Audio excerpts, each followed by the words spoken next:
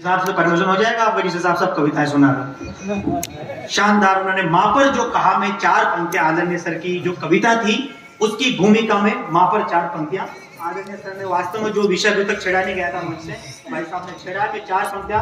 खत्री जी अगर आपको 4 पंक्तियां अच्छी लगे तो माला भी लाना, 501 रुपए भी लाना। पैसों की भी शुरुआत करना करो, ऐसे माले वाले से काम मत चलाओ। और चाय, हाँ 4 पंक्तियां सर माँ पर। अगर आपको लग जाए यहाँ से लेकर वहां तक कि माँ पर आपने आपकी जिंदगी में अभी तक ऐसी पंक्तियां नहीं सुनी। हम सब लोग मेरे दोस्तों ग्रामीण पृष्ठभूमि के हैं। हम सब जब बच्चे थे हमारी माँ उसके पल्लू में 2, 4, 5 रुपए बांध कर रखती थी। जब मेला लगता था, हमारे गांव का बाजार लगता था, जब मेला लगता था तो वो 5 रुपए निकाल करके जो माँ उसके पल्लू से खोल करके देती थी, उस 5 रुपए का मूल्य आज 5 लाख रुपए से भी कम है, ज्यादा है मेरे दोस्तों। इसलिए मैं माँ पर कुछ कहना चाहता हूँ। संभाल कर रखती थी कि पूरी जिंदगी निकाल लेती है दिन दहाड़ी में।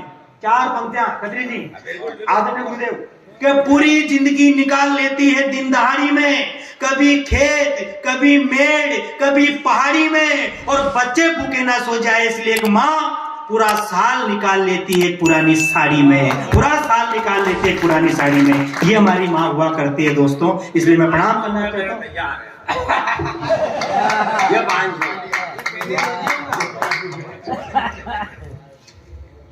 चाय लेमिनेशन करवाऊंगा, ईमानदारी से कह रहा हूं। मैं इनको खर्च नहीं करूंगा क्योंकि कविता पर माँ के लिए ये खर्च क्या करूंगा, मैं जाकर मेरी माँ को मैं प्रणाम करना चाहता हूँ। खत्री जी आपको आपने माँ की कविता पर सम्मान किया, और 200 रुपए किसी के पास हो तो तैयार रहे, इसी पंक्ति में और है।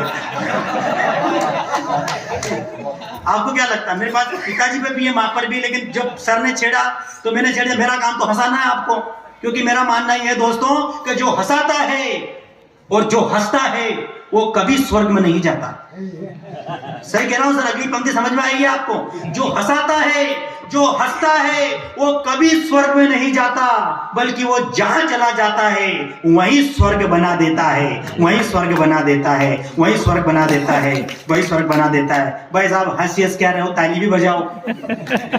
सफेद बस आप ताली नहीं बजा रहे हो। आपको देख करके सर मैंने अभी एक खोज करी, ये कविता सुना रहे थे, मैं टोटल आपको देख रहा था, और मैंने सर आपको ये सफेद शर्ट वाले भाई साहब इनको देख करके मैंने खोज करी।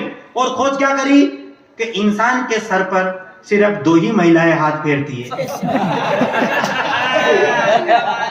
एक माँ, दूसरी पत्नी।